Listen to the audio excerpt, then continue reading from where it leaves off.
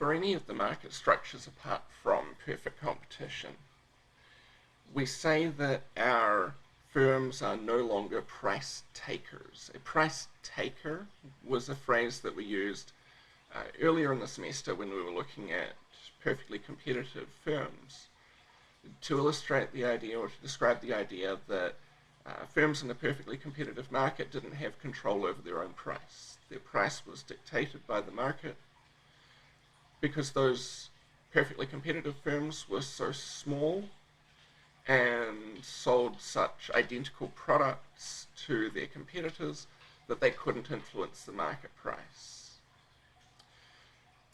When we've got either imperfectly competitive or monopolistic firms, now we're going to describe those firms as no longer being price takers. Sometimes we call them price makers instead.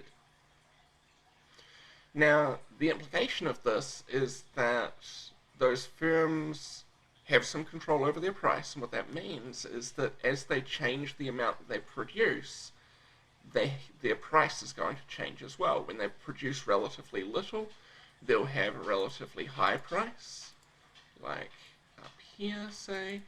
With a small quantity, we have a high price, and with a bigger quantity, we face a lower price. That's the standard result for these imperfectly competitive or monopolistic firms, and so this yields for us a downward sloping demand curve that firm faces. We call this the firm demand curve, the particular demand curve that's faced by a particular firm, as opposed to the market demand curve, which really only makes sense in the perfectly competitive context. Those firm demand curves are going to look different depending on the type of market structure that we're in. In the perfectly competitive market structure, we had this horizontal firm demand curve, so that if we changed our price up at all, we would have our quantity fall all the way to zero. The reason for that was there were lots and lots of other firms selling exactly the same product at this market price. Why would anyone buy from us?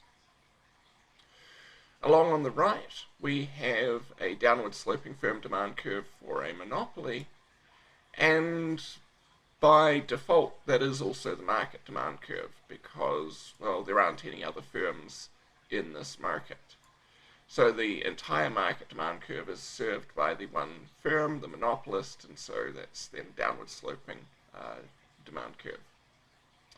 In the middle we have our imperfectly competitive firms, and they again face these downward sloping demand curves. They're not going to be identical to a market demand curve, but they're going to be downward sloping with the degree of slope depending on how much market power they have.